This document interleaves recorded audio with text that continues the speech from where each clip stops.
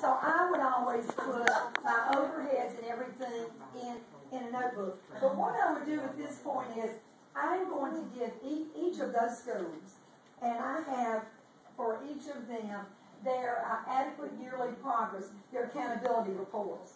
And I'm going to say now, let's look at that a minute. This school met 13 goals out of 13 goals. Oh my gosh, we are fabulous. Now, you want them to be proud. And at first glance, it looks good.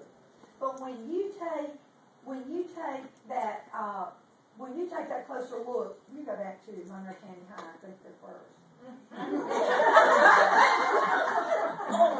Take her chocolate. Then what they're going to do, and I need to go quickly, my time is going to be up.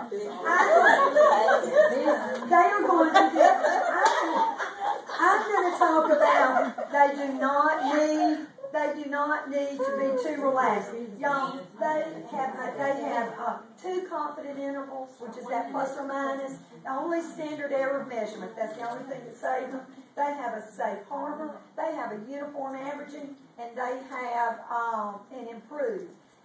It has taken every initial the state gives for that school to be where they are and to be 13 out of 13. Well, we were glad to see the grant. Absolutely. So everyone is going to get their school. Then there are two of these forms. You got one of these that's generic, and you got reading and math. And what it does, it gives you a longitudinal, and they're going to go in with their disaggregated. They're going to look at their subgroups, and I'm going to talk to them about those subgroups. I know we beat a dead mule to death, but special ed, people think they can write them all, but they're counting as males and females and black and white, and even scarier than that, they are counting within the LEA. So they're going to get the generic form. Now, if you're at a unit school, if you're in a K-12 school, then you're going to be working this form, and it gives you every span. And I like this form. If you're a unit school, it's on 2 pages, and at a glance, again, you're going to have 3, 5, and then you're going to have 6, 8, and then you're going to have high school. They're going to do that.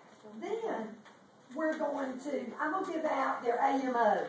And I found a larger, and we're gonna give this out. And y'all, I would have made everyone one this morning, about 3, but it's a bigger one in the it didn't. But it wasn't copied. Their little copier. It's a great business office, but it wasn't copied really well. But I'm gonna give them their AMO. I'm gonna give them their AMO, and then each of them are gonna get. For the past 2 years, I want them to add their level 3s and 4s, and I want them to put that year, and then I want them to go to the next year and add their 3s and 4s. And y'all, you can do the math, and you look at your AMOs, but you know what I like to do? I kind of look at it backwards.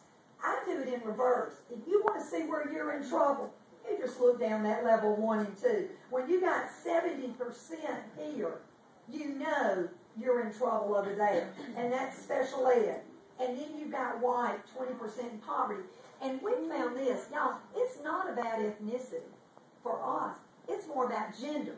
But the overriding, and the research and literature tells us this, but our scores, these scores back it up. Poverty. Poverty overrides every other contributing factor for student achievement. That is statewide. Yes. Nationwide. So they're going to do nationwide. They're going to do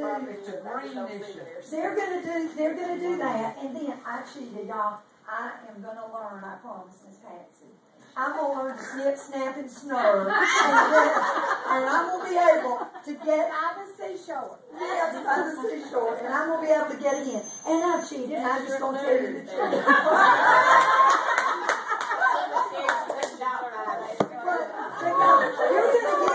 You're going to give these out, and every group's going to be working. And those schools that aren't high school will be working on their arms. And they're going to do it.